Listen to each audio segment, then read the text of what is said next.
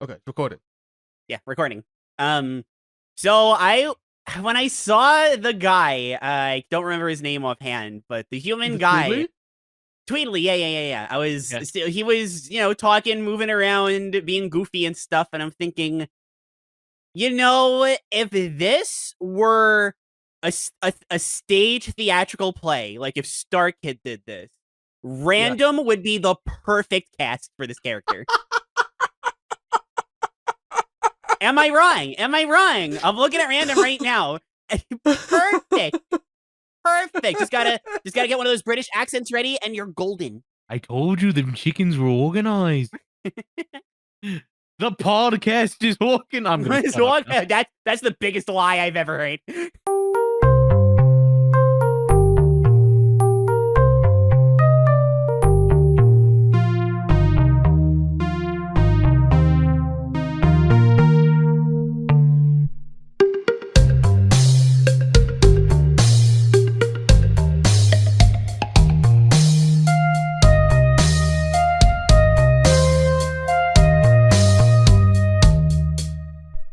Hello, everybody, and welcome to episode 4 of Living the DreamWorks.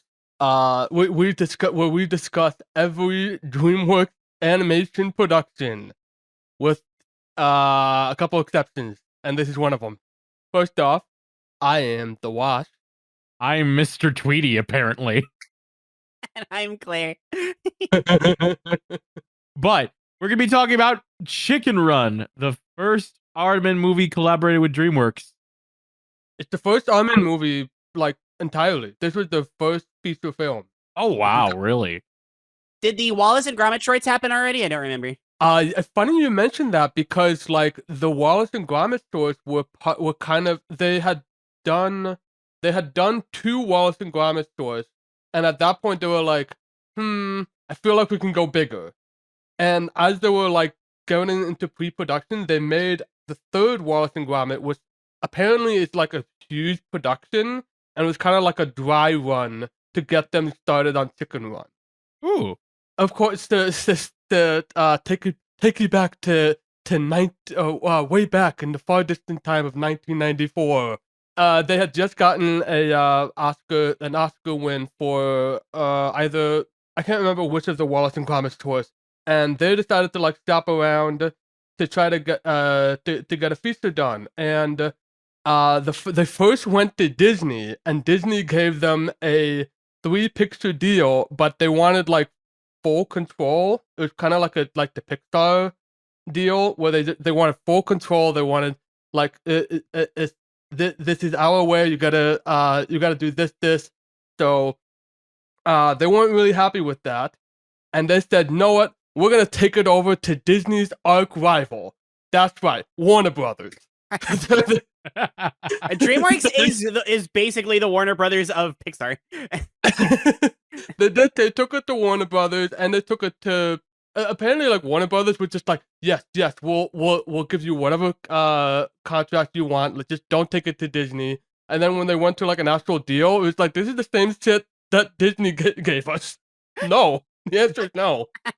And then as they were doing negotiations, they also started to talk with Fox. But Jeffrey Katzenberg was adamant. He was so persistent. I gotta collaborate with you guys. We gotta make a movie together. And the rest is animation history. Jeffrey Katzenberg catches wind that Disney said no. We have to have them.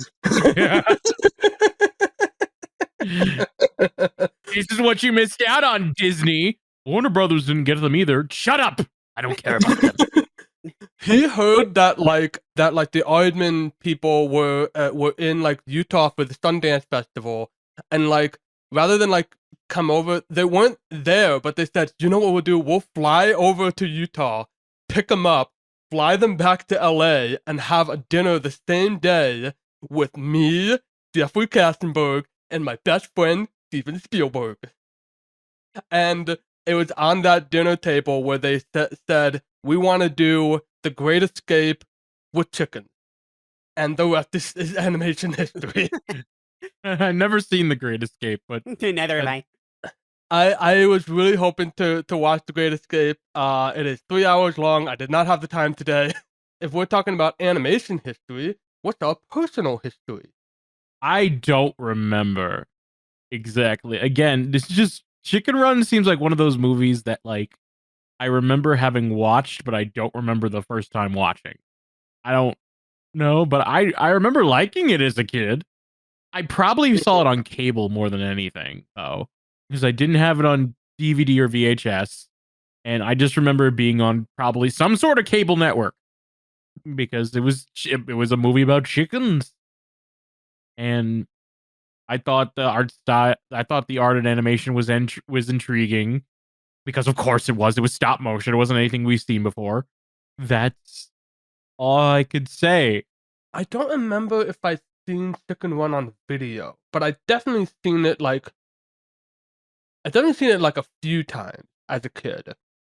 And I also remember really liking it. Just like kind of, I definitely remember watching like the Wallace and Gromit stories, which will be a separate episode, so we're not gonna get to there. But I also remember really enjoying those and just liking the like stop motion.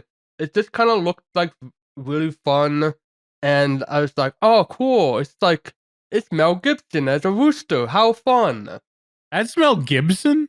You didn't recognize that? Yeah. No, Like, I also don't know. I mean, I know who Mel Gibson is, but I don't know his voice that well. okay, yeah. Mel Gibson was like a big, very, very big star, and there's a reference. There's a Mel Gibson reference in here where he says like the land of the free and home of the brave and some such Scotland, and that's a reference to Braveheart. In college, I rewatched this movie, and I thought it was bad. Like I did not enjoy it. I mainly remember just thinking it was like really boring and like cliched. Do I still feel about that? We'll find out. We'll find out. How did I word that? Do I still feel about that? Do I still feel about the feelings I feel about? So I definitely remember. I don't know what the best way to put this is. I'm going to say I remember seeing Chicken Run, but the Chicken Run that lives on in my memory is 1,000% not the Chicken Run that exists. I was waiting for the scene because I vividly remembered when what's his name? Rocky, Rocky.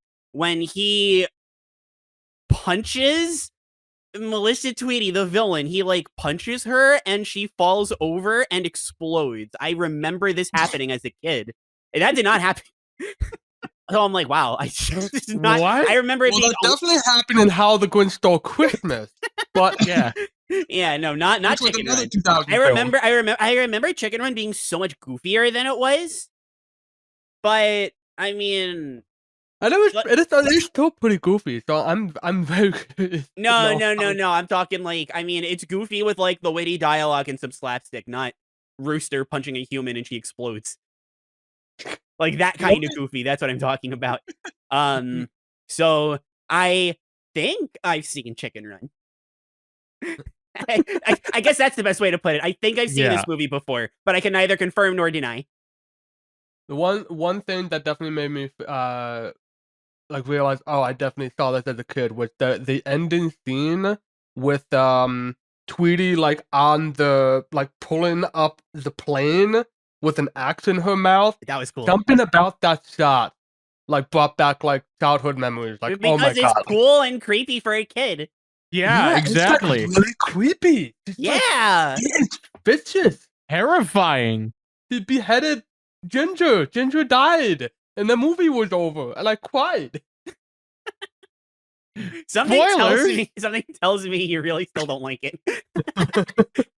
Okay, who's doing a plot synopsis of Chicken Run?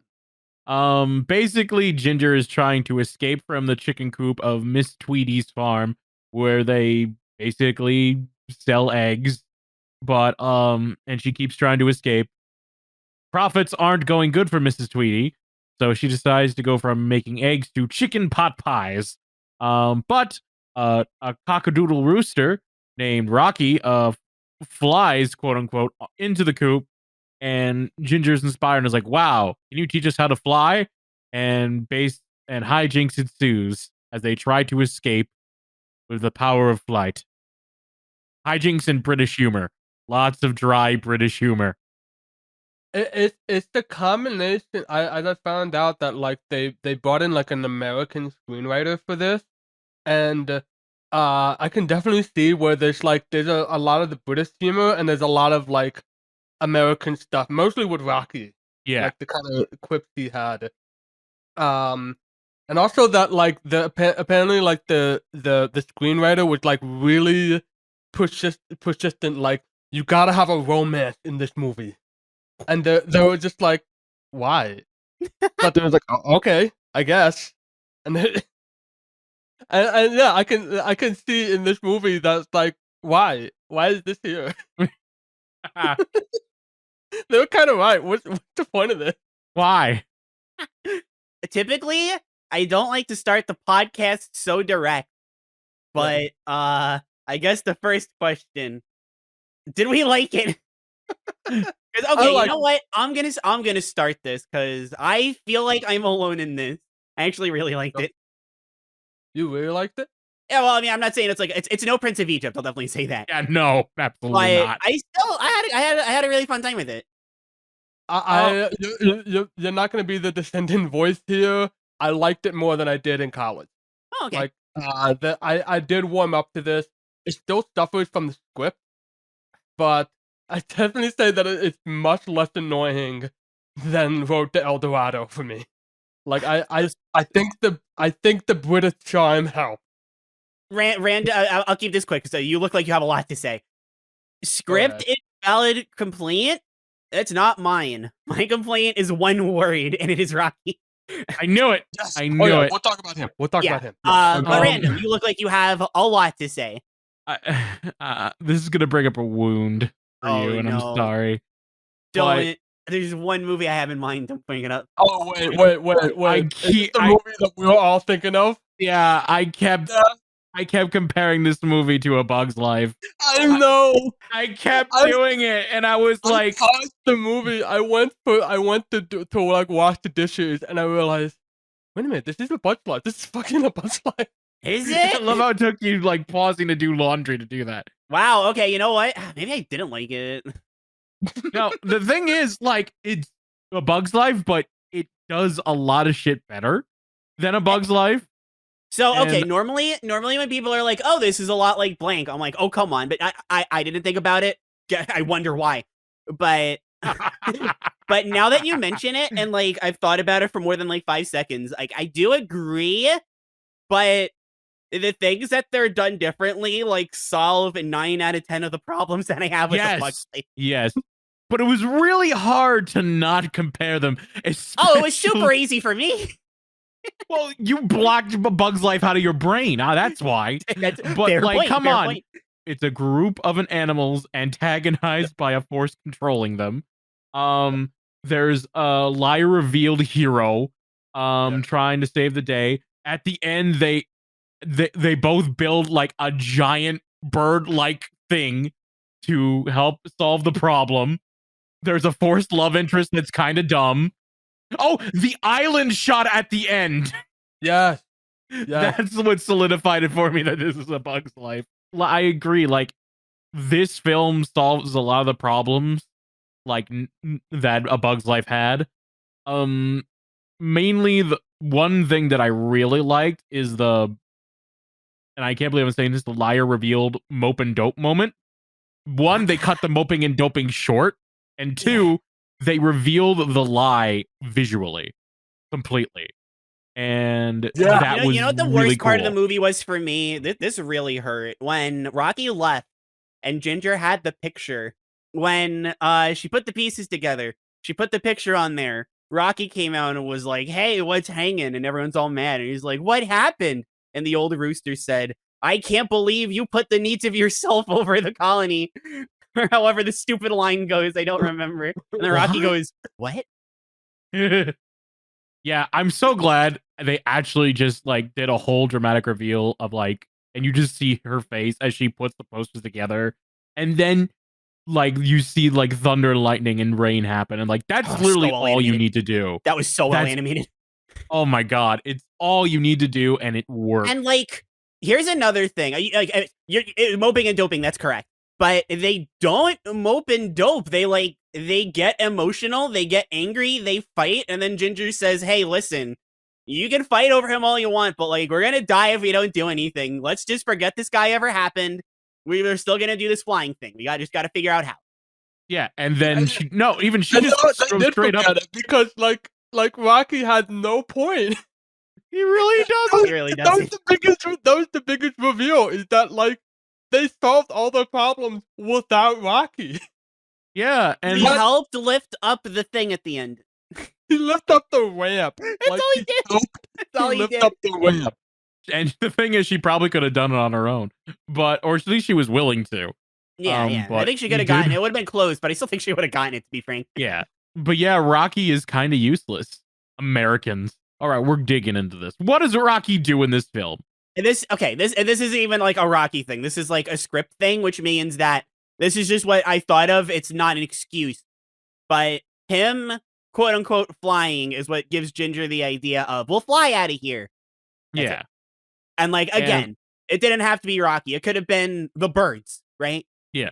Like that It could have scene been the when birds. she's watching the birds fly to the hills, where she's thinking, I've always wondered what those hills felt like, which I really like that. She already had the idea to fly over though. Right before she sees the Rocky fly in, she starts to demonstrate, okay, we're gonna use this machine to like catapult everybody, like use a trebuchet and just send everybody over the fence, and they demonstrate with a turnip, and the turnip explodes on the wall. Let's And then- go. And then Ginger is just like, this is gonna work, and she goes back outside and she's crying, and it's like, oh shit, this is actually interesting. I like this. Yeah. She has like massive self doubt, and like, okay, cool. And then then that's when she sees the rooster. The rooster is there to waste time. That's what he's there for. Yeah. To Yeah, kill the The because runtime. they spent like the first 15 minutes. They had Rocky, and then they kill like an hour and a half. Well, the movie is an hour and a half long, so I wouldn't say it's quite that long. They kill him for an hour. An hour, something like that. They took an hour, and then in the last 15 minutes, they was like, "Oh, what if we just did this instead?" Okay, cool. And then they did it, Yeah. and Rocky showed up. Yeah. He's like, hey, I'm still in this movie. We're a romance, apparently.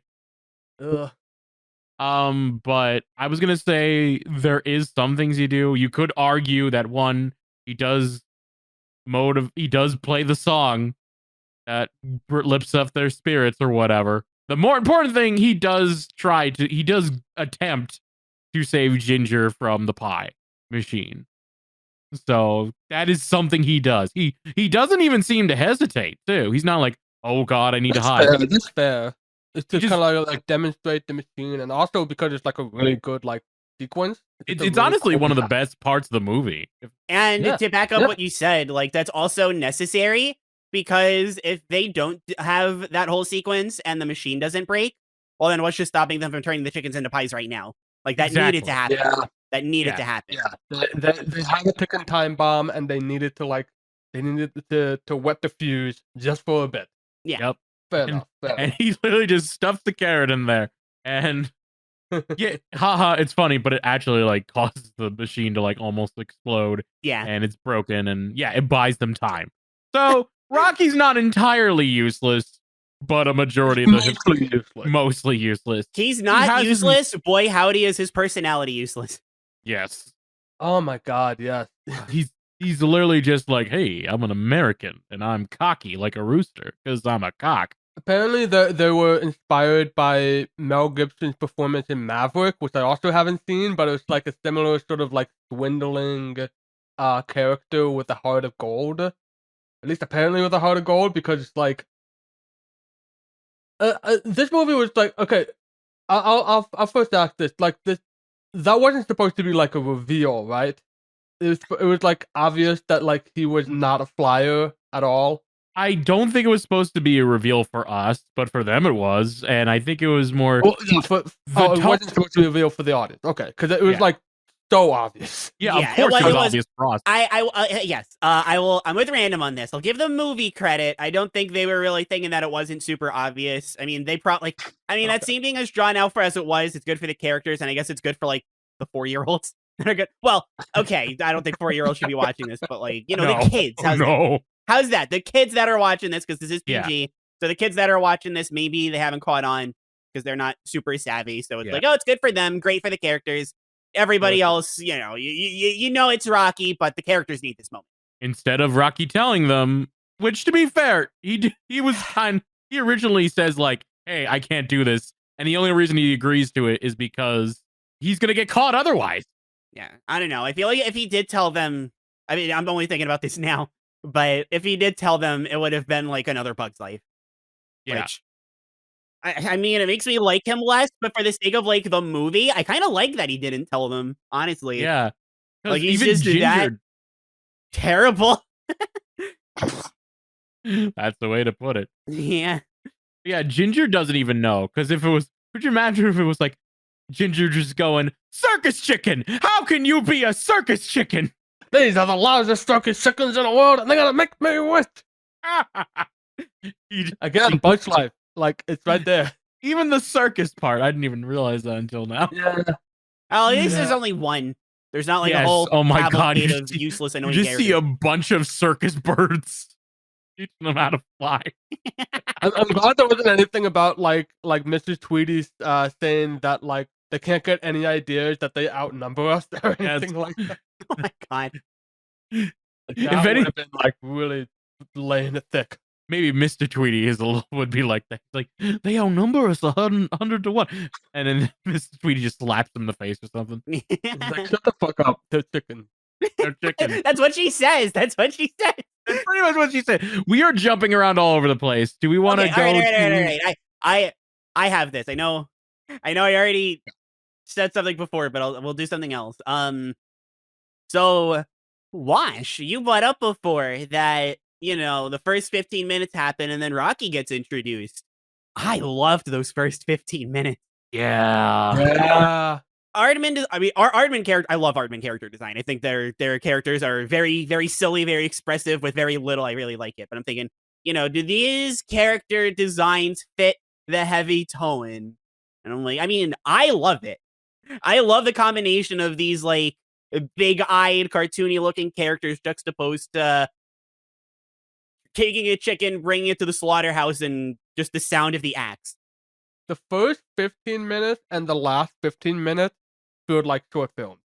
Yeah, and I mean, knowing Aardman, that if you removed Rocky from this and you just kind of put the idea to like once he was about to show up, if she just gets the idea to fly, and you just kind of have like that I don't know, maybe it's like a time skip kind of thing with 5 minutes of movie time or short film time that they build the plane, and then they get the machine, and then they you skip the repair part, and then they just fly, right? That would be 15-minute start, 50-minute, and then like an additional 5. Maybe you just cut out some 5 minutes of fluff, and like I could see that. I could definitely see that. Like at best, the middle is like gagged. Things just kind of stop for a long while with like occasional developments about the machine, about the circus. Like you said, like the first 15 minutes, like it is bang, bang, bang, bang. You're trying like a whole bunch of different escape ideas, and we're constantly you're seeing like the Rocky's like frustration and also her commitment, because she just really wants to get out of here, and she wants everybody to have a better life, even if they themselves don't really care for it. Because that was another thing that was like established pretty early on, with they can say like, we could just stay here, and it's like, what, and die? And she's like, it's a living. That's kind of, you can make a lot of commentary about that. Yeah, you definitely could. And in this regard, I like it more, but I'm going to briefly compare it to Ants and how, like the symbolism and the theming and stuff. Sometimes it could feel a little heavy-handed, but the difference is that, like, tonally, I mean, Ants was a bizarre wonder of an experience for me. Yep. Here, like, again, just because this is the scene that just, frankly, of the whole, I'm not saying that it's the best. It's just the one that stuck out to me the most. But again, when they line up, what's her name? Militia walks to the farm, looks at her list, sees the one chicken hasn't laid any eggs all week, picks her up, walks into the house, acts, see the shadow of her swinging, and then that's down. Like, Yup. Yeah. that, I You mean, again, like, this is, they are prisoners. They are trying to escape a life of slavery. They will die. That is their only other way out. It's pretty direct, but Yup. the tone is what it should be. It's not, this chicken was almost it's not Mr. Tweety saying, you were almost in my erotic fantasy. It's not that. It's It's also not like going like super dark, oh, absolutely, yeah. because like I was researching, I found like comparisons with like the darker elements of World War II. I'll say, how about I say that? Yeah. I don't think it was intentional. I don't think they meant to do it like that. I think the problem was that they picked The Great Escape, which is based on they picked movies that were based on like World War II POW camps, and also this is a labor camp, like, and also like the head of the camp, the warden, decides like, fuck it, I'm just gonna kill everyone and send them into an oven. Like, I don't think it was like intentional, but I think they just kind of inherited a lot of baggage from the choices they had. So like, you kind of can't help but make those comparisons. And it's not like Yup. they were like being shy about it either, because like they're talking like up and down about World War II, the Royal Air Force, which I didn't even realize was supposed to be like a reveal. That he's saying like he's saying, what does the RAF mean? I was like, I guess this is for kids, because it's like that's high school shit. Well, it's not called the Royal Air Force for us Americans. Yeah, but like, if you know anything about like the Western Front of World War II, you're gonna hear about the RAF. All right, still, I hate to burst your bubble, Wash. Most people don't know anything. Yeah, Okay, we're all kind of dumb. Yeah. Can we talk about Ginger? Yes, please. Please. We're already like halfway through the recording. Yeah, and we haven't even talked about her. She's the main character. Okay, go ahead, talk about her. She's great. Like, she actually shows that she does care about a lot of things. She's smart, she's clever, she's always working with the smart chicken to like find an escape way out. She's determined, but all at the same time she has a lot of self-doubt, and she's worried about getting the other chickens out, because it's all or nothing. There's many opportunities, even right in the very beginning, where if she didn't care about everyone else, she could have just ran off herself. Yeah, that was Like, sorry, that was one of my first thoughts. Was she's pretty good at this. It's everybody else that's messing her up. Why doesn't she leave them behind? Then you kind of realize that she wants everybody to be free. She wants everybody to have that freedom that she knows is out there, which I think is really nice. I also think it's really nice that the movie, I mean, it definitely takes the time to have the other characters be like, well, we could just stay here and stuff, but never is it like, oh, we're gonna make you feel bad for wanting to give us freedom from slavery or some other such thing that we're not gonna get into. But yeah. It never makes her or anybody watching that, really understands where she's coming from. It doesn't make them feel bad about wanting everybody to have the best. I like that a lot about the movie in general. The movie established pretty early that like, I think she said straight up, like, yeah, maybe like you can have one chicken escape or two, but like, I want everybody. And Rocky says the line that they put in the trailer, I'm sure, you're trying to get every chicken out of this place? You're crazy. It was such a fake line. It was such a trailer line. It really was. I definitely agree that like Ginger's like I liked her a lot. Like, I thought she was fun. I thought she, like, extremely committed. And I liked the self-doubt angle. I thought that was that kind of made it feel a little more fresh. And she's like a female lead. leading over like other hens.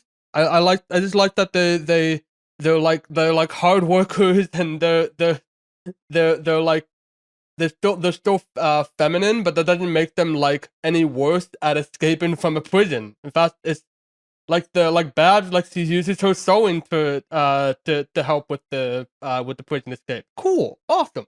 This is something. This is definitely, well, it gives it more of a jovial edge than something that would have been specifically more adult, let's say.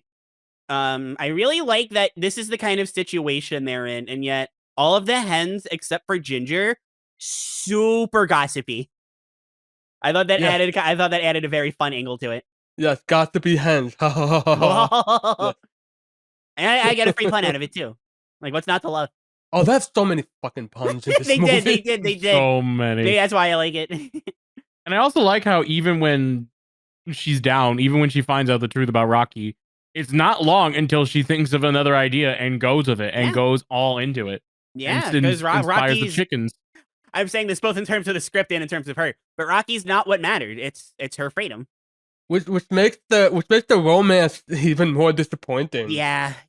I didn't get like the chemistry at all. I didn't get what Ginger saw in Rocky. Nobody did except for the writer. My problem is that he never got responsible. But like, if he even like pretended to get responsible, then like, because the thing is that she's this super strict. Like, she never calms down, and he's the only one that really gives her that opportunity to just be like, it's okay to relax a little bit. This is downtime. We'll get back to working tomorrow. Let's just, enjoy our time for a little bit. And she's like, no, I can't. And then the music starts and they groove together. And, she gets to calm down a little bit. She gets to, even if it's just for a minute. So it's like, okay. And then she starts to see where he's coming from, which is when they have that scene where, she says, maybe I was a little bit wrong about you, which I wouldn't have minded if it wasn't so predictable where the story was going to go from there. But yeah. If it wasn't, then I actually would have liked that scene a lot, because the whole point is that, she's calming down a little bit. Like, his charms are starting to work on her. She still wants to get out. She says, oh, I've been wondering all my life what it feels like on the other side of that hill. And what does it look like? What does the grass feel like? Something so basic to most people, but so not something that she's ever gotten to experience. So it's like, oh, this is really, Rocky's great. I like the exchange with the where Rocky is trying to do the grass is greener on the other side, and he's trying to say like, oh, the grass is all like brown and stuff. You know what I mean? And Ginger is like nodding and then shakes her head because he's just too much of a dreamer. Yeah, I like that. I mean, her dreams are all she has, right? Yep. Yeah, it's all they got left, because like, they're gonna die soon. They gotta do something. Yeah. It's not like the time is of the essence. So you when you mentioned that part where like everybody was like really depressed, and it just made me think of like Rocky like sees everybody like sad, and like Babs is knitting, and then she lifts it up and it was a noose. Oh god, that was so dark. I thought I was gonna hate Babs. Me too. Babs a lot. Yeah, me three. She was like right from the start. She was just like, oh, she's like a complete airhead. Yeah. It's just like, oh, back from holiday. Oh, I wasn't in holiday. I was in solitary confinement. It's nice to have a little time for ourselves once in a while. That, like, okay, so I mean, when you say it out like that, it definitely sounds like, oh, ha ha. But when she said, oh, it's nice to have time to yourself once in a while, I'm like, is she serious? I'm like, is this serious? Just hear this right? Like, okay, so if it was like, oh, I got grounded, then it would have been like, okay, all right, this is kind of dumb. Solitary confinement. Oh, it's nice to have time to yourself every once in a while. Babs' example of British humor done right. Yeah, I liked it. I liked it a lot. I think it kind of helped that they gave her like a little bit of variety to it. Or like how when she's trying to do like push-ups and she's just mostly like rolling back and forth. Like, okay, cool. You got you have a funny design and you're gonna play around with it. Great. Yeah. I saw my life flash before my eyes. It was really boring. Boring. Yeah. But I was like out there, and we can and he says, "Who's gonna feed us? We're gonna feed ourselves. Then what about the where's the farmer? There is where's no the farm? farmer. There is no farm. Well, then where does the farmer live? There is no farmer, Babs. Is he on holiday?"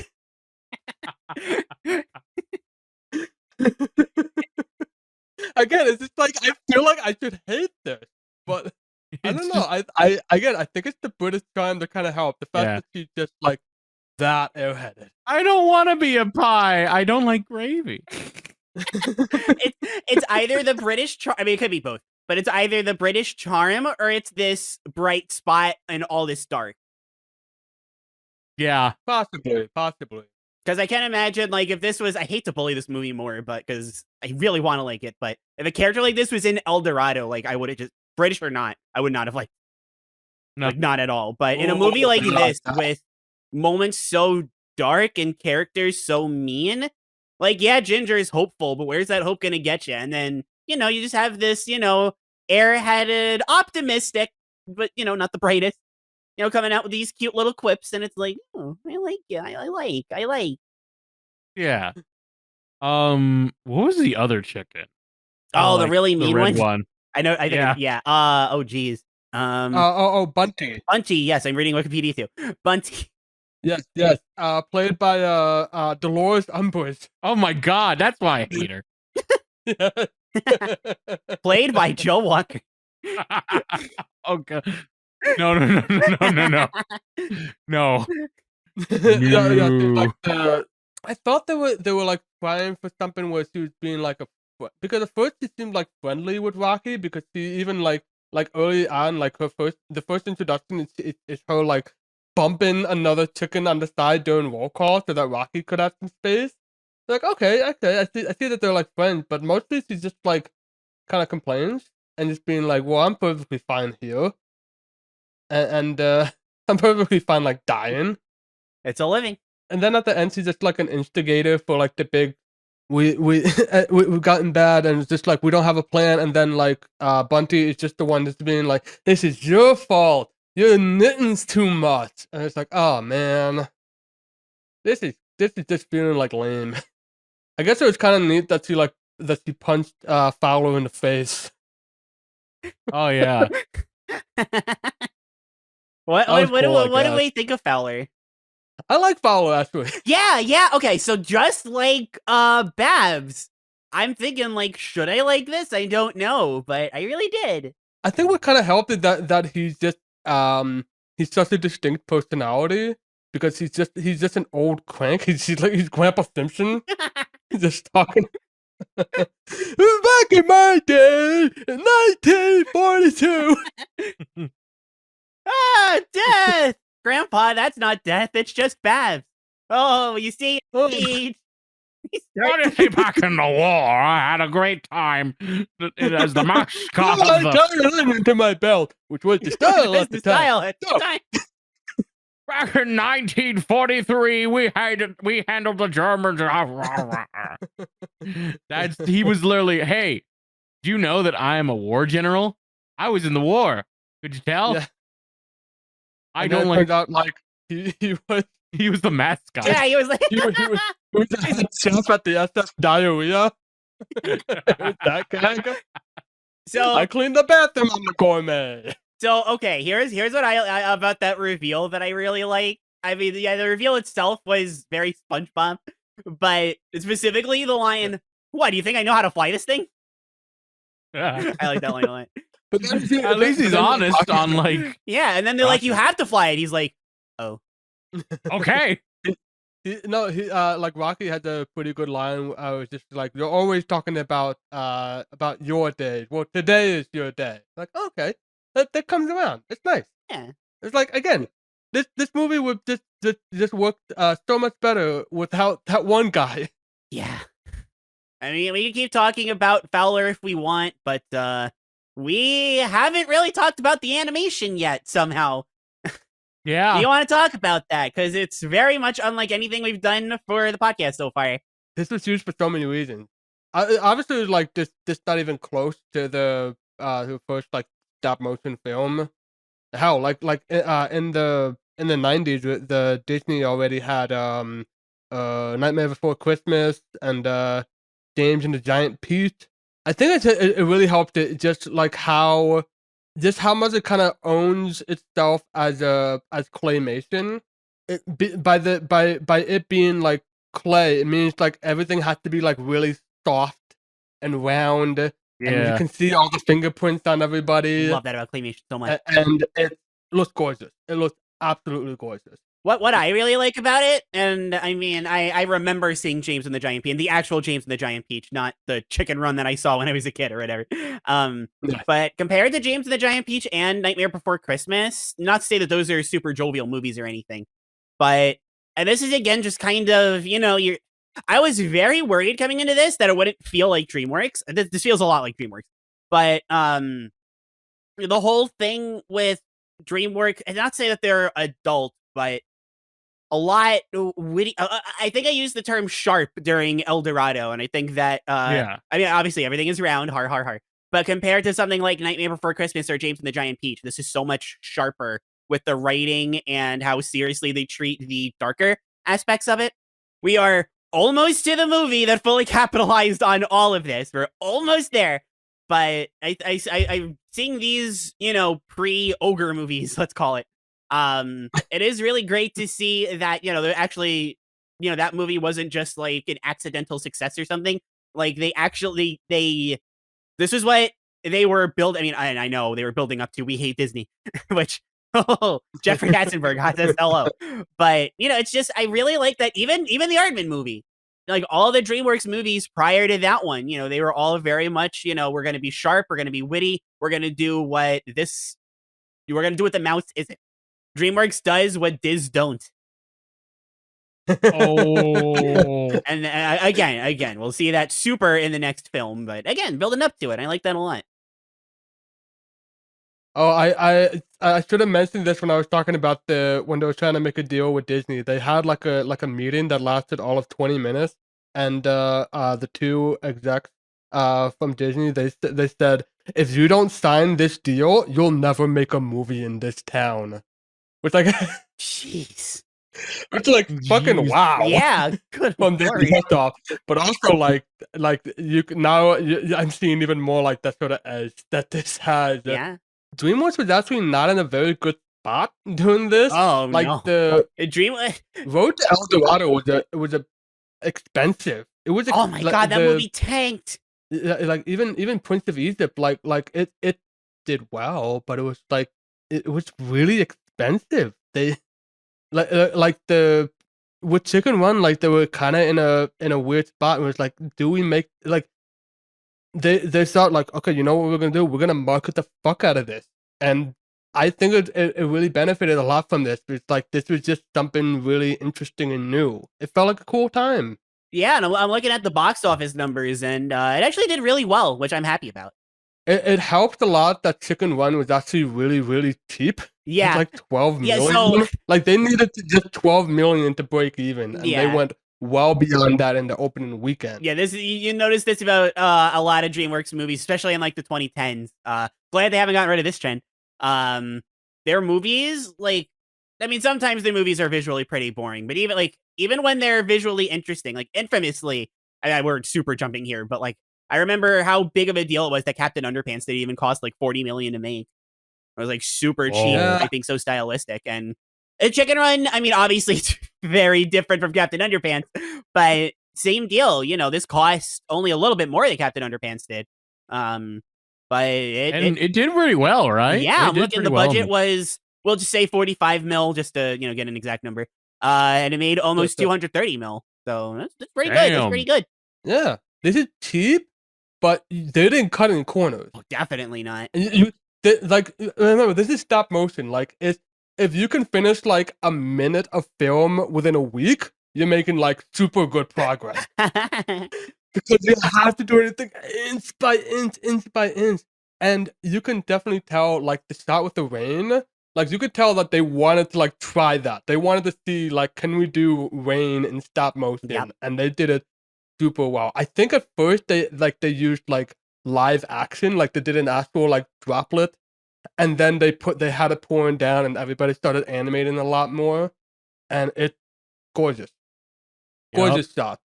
The wet eyeballs, like right away, it's like, oh my god, Yeah, that looks so they're like good. That crying. looks so good. They're clay, and they're crying. It's so good. And I'm crying too. We're all crying. We're all crying. There's a line in like the behind the scenes where it's just like, we don't like, they're saying that like animation is about like making them move. We don't want we don't want them to move. We want them to live. We want, Yeah. That's a good line. I and like that's that. such a great like distinction right Mhm. there. The difference between just like having it like move its arm and like having it express itself through its arm and through its eyebrows and its beady wall-eyed eyes, which I can definitely see being like creepy. Oh, I mean claymation in general. So Random, what did you think about the animation? I thought it was beautiful. Like, again, it just amazes me that like you have to move stop motion like this inch by inch every single frame because you are not able to tell at all. Like, it flows so wonderfully. I just love that. I just love how it looks so effortless.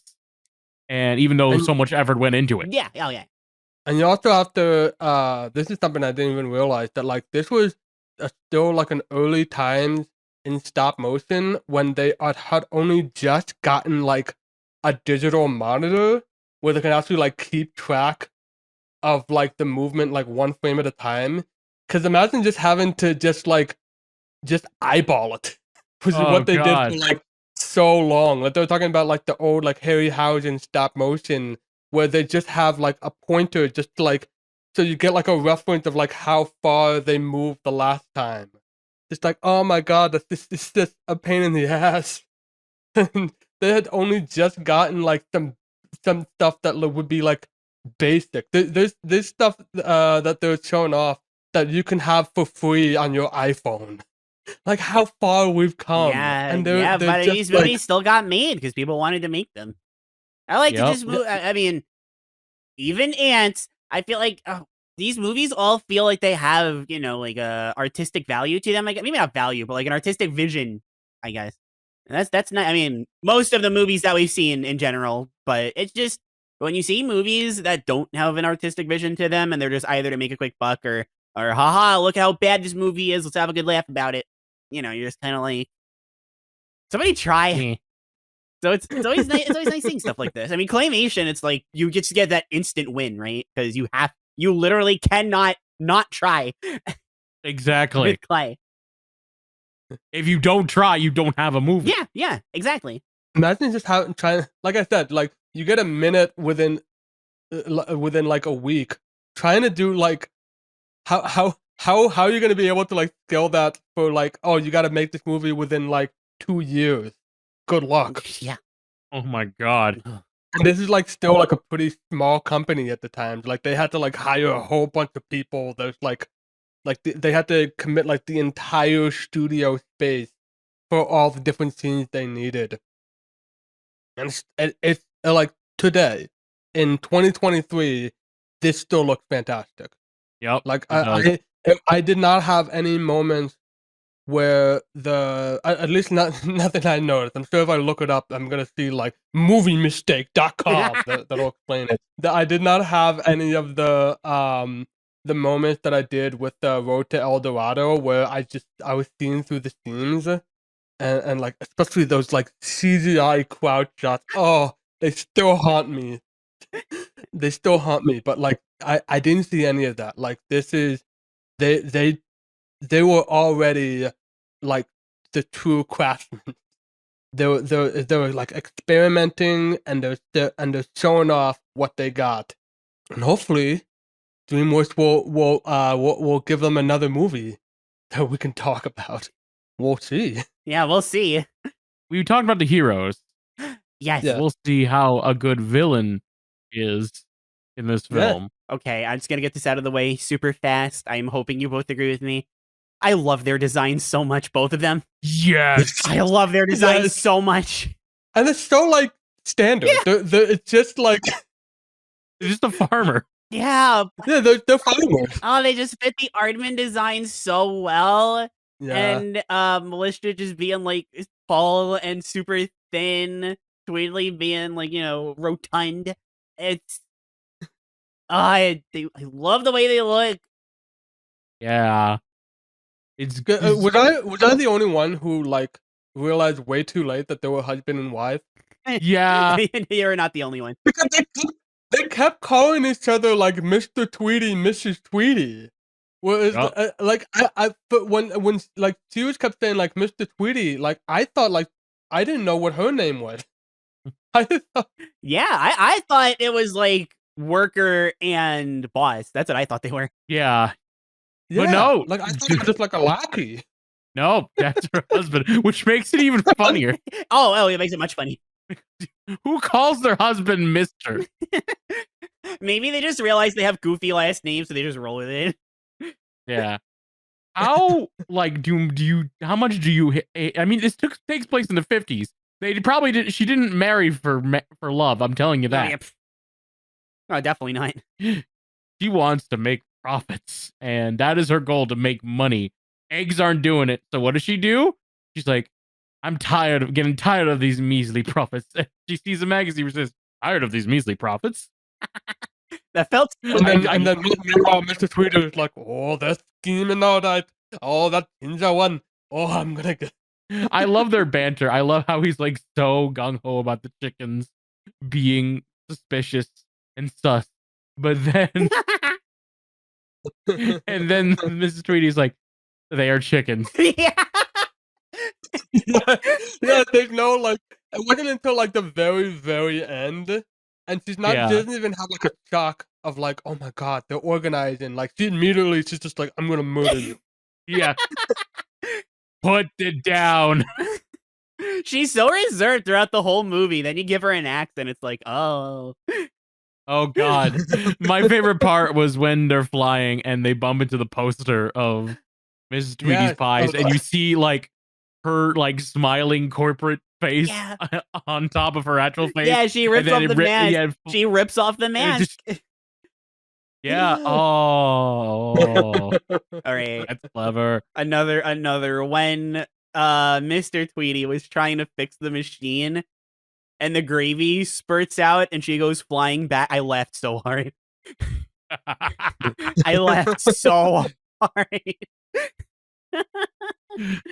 Right at the end, where like she falls like straight into the machine, just perfectly lined up to like the safety valve or whatever it was. And Mr. Tweety, like, he sees this, and then he walks slowly away, closes the door. I told you they was waits for organized. the And then she just screams, and then the house falls on her, and she's dead. Oh no, they're like a little bit earlier, like when they begin like the escaping. A little bit earlier in the finale, when they begin their escaping, they all like climb onto Mr. Tweety, Yeah. and he's shaking. The chickens are revolting. Finally, something we can agree on. What a pun! Oh my god. What a pun! It took me a minute to get that. I'm like, oh. What a good what? What a good pun. Yeah, that's really good. Finally something we could. I love that line. Oh my god. Oh, what's my favorite line? A machine to make pies. What kind of pies? Apple. My favorite. Chicken pies. If we're actually gonna get into like the ending and stuff, we gotta talk about when she's hanging on to the Christmas lights or whatever with the axe. Yeah. Climbing up while they're flying the plane. Like I said, like as a kid, like holy shit, That's sticks. That's terrifying. I mean, it was kind of spelled out. Like obviously, like she was gonna use the axe to like cut herself out, but like it's a good start with like Rocky like folding her head in and then pulling it out and said bye bye. Yeah. Yeah, it was great. I just love how intimidating Mrs. Tweety is. Like, they're funny together, but like Mrs. Tweety is like the real threat here Yeah. because just from the moment, because you see the bumbling Mr. Tweety just from the beginning, like you see him with his dogs. Ooh, his Yeah. dogs aren't actually in the film as much as I thought they would be. Yeah, when the movie started, I was, obviously it has this tone set up, and then I was like, puppies. Yeah, And then Mrs. Tweety comes in and the egg scene happens and just Yeah, oh yeah. No, so I intimidating. wasn't saying puppies for very long. Yes. Also, I will say, along with that, there is something else that like shows the bird's fate. It's during the like, I'm tired of these measly prophets scene. Like you see in the background, a bones of a chicken on a plate, and I'm like, oh god. Yeah. they're staring straight up. Yeah, they ate that. Yep. Like no eggs from you. Okay. All right. You're You're not gonna make us a worthless. profit. Free dinner. Yep. Oh god. Oh, like the when they make the reveal about they reveal like the pie machine, and it says in less than a fortnight, every grocer in the county will be stocked box upon box of Mrs. Tweety's homemade chicken pies. Miss Tweety's like, this Mrs. Woman's touch. Mr. Public feel more comfortable. All right. And you even see in the flyer a woman's touch. Yeah. I like that. They're not like Yzma and Krunk levels of villainy, where like they're the only entertaining part about the movie or the best part about the movie, but they are both funny and threatening. Yeah. Which for a movie like this, damn. Yeah. Yeah. And it kind of like what I was talking about with Babs before, how, it's like this bright spot, and that's why she's funny. They're funny. I'm not saying they're not funny, but they're not jovial, which is why, something like Babs works separately from how the two of them work, because neither of them are particularly nice. I mean, Mr. Tweety is definitely nicer, but only by technicality. Yeah. He still really hates chickens. Yeah. Especially Ginger. Especially Ginger. When she says, bring me a chicken, I've got just the one. Yeah. Without hesitation. Without hesitation. Which chicken has caused me the most grief? Oh, one of my favorite things with Mr. Tweety is like, I loved all the ways that the chickens would be like, would mess with him when he found something. Yeah, go ahead. Like, there was like there was like stuff where the scene where he like goes into the barn and he just sees them and he just catches them unexpectedly. They're all in their nest. He sees the pot for a second and then he turns back and they put a sock that looks like a chicken. It's all in your head. No, but the scene I really liked, I quoted it earlier with with they're building up the flying machine, and and he's like trying to fix up the machine, and he sees all his tools are missing, and he sees like these gnomes like walking away. So, gnomes too. Gnomes now. Yeah, gnomes now. That's what it is. Yeah, thank you. How much time do we have left? 4 minutes. 4 minutes. 4 minutes to talk about the rats, who are basically like merchants. Them. I really like them. They're the merchants of the farm, which is interesting because they're just around, and I love how they get conned out of eggs. Because that's the most valuable thing they got. I don't know what the equivalent would be, but like I feel I've seen something like this with like theater, where it's like it's those kind of characters that just really like to. They're just kind of like watching the movie with us, yeah, and making all the puns. It's raining hen. I Birds of a feather flop together. I like that they stuck around at the end. That they escaped to. I was happy. Yeah, they did, and they have like a big argument about chicken. Yeah, and that was good. forth. That was cute. That was cute. And then the final line is like, start over. Yeah, they have like a mid credit scene too. Like they were still arguing about it. I missed that. And then Rocky's just like, "Hey, like I don't know what he says. He says something, and it's just like, yeah, all right. And they say, get face pillock. He thinks he's the star because he's got his name on the poster. That's cute. I didn't see that. I like it. Yeah. I didn't know there was anything like that. I just kind of kept the movie running, and then all of a sudden I heard them talking again. Yeah. There was one point where I just loved the delivery, and it's just like it was like, and here I was running around like a fish, and I was like a fish, you stupid nobody, and I don't even know what that means. Yeah, he said no. Yeah, I asked Rancid about that. He said it's supposed to be like knobhead. So It's funny. It's funny. yeah. There's a line earlier on, when Nick says, "After you, Fetcher," and he's like, "After I what?" Get moving. I don't know if anyone else noticed, but there's like one shot in the movie with the rats that had like a weird like crossfade. I didn't know what it's like for some reason. Like this one shot where it's just like for some reason like the motion is like really like smushed. It looked like digitally smushed. Like it came off like they originally like shot it way too fast and they had to like slow it down. I don't know how to describe, but it was just like it was so weird to watch because it was just that one shot. Well, you know what else has a lot of smush to it? The timer. The timer. Final thoughts time. I thought this movie was fine. I thought it was pretty fine. It didn't wow me like a lot of other movies did. Despite seeing it as a kid, I don't have too much nostalgia for it. But I didn't, and despite comparing it a lot to A Bug's Life, I thought it was better than that. Rocky is the only thing that kind of annoyed me in the movie, but even then, I didn't think he was that bad once he, like, wasn't a jerk. Ginger was great. The villains were fantastic. Again, Mrs. Tweedy, super intimidating, and I'm Mr. Tweedy, apparently. The chickens are fine. Fowler, I really liked a lot. Again, the animation is phenomenal for stop motion. Like, it's really damn good. And I really, really liked it. I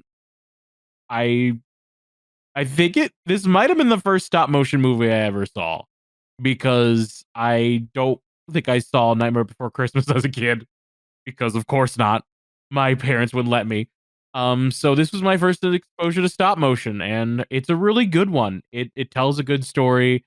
Is it a little cliched? Yeah. Does it suffer from a lot of tropes from the times? Yeah. Does the British humor carry it and make it great? Yes. And I really do enjoy it a lot. And if I had to rank them, like a hot ranking right now, I like it better than Ants. And I probably like El Dorado a little bit more, but that may be nostalgia talking. So it's somewhere next to Road to El Dorado. I had a lot of fun with it. I can't stand Rocky. Otherwise, there's a lot to really like here. Characters were fun. Animation was stellar. Score was good. I liked the music. I thought the music was Oh yeah. solid. Very nice. Oh yeah. British charm. I like the voice acting. Cliched story, but you know, cliches aren't always a bad thing. The more we talk, the more I'm like, wow, I really didn't compare this to A Bug's Life, huh? But it was a good thing because I probably would have liked it less if I was. So I'm glad that I didn't.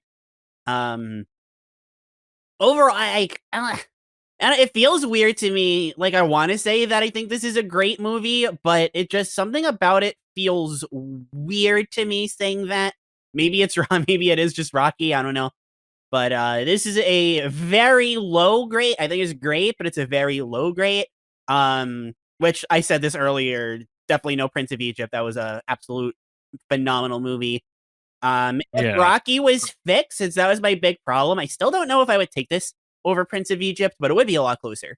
But as it stands, for Living the DreamWorks, I definitely would take it over El Dorado, and I would also definitely take it over Ants. Just not Prince of Egypt. But I thoroughly enjoyed my time with it. I just wish Rocky was better. I agree that the biggest problem is Rocky for me. Like it was just such a and so much of the other problems just kind of stem back to Rocky, because like I like the first 15 minutes and the last 15 minutes are super good. And there's some smattering of good stuff in the center, but for a lot of the movie it just kind of stands still, and that's mainly because of Rocky. It really needed a better script, but hey, I've complained before about like bad script. Be funny, and this was funny. Yeah. This was very funny. This was gorgeous. I might argue like this looked better than El Dorado. I would. Like the Yeah. yeah, because like it's really phenomenal. What they managed to achieve. And again, when they were still like pretty early into they hadn't yet gotten like they hadn't yet gotten the practice of something to this scale. Like, damn, this is really, really gorgeous.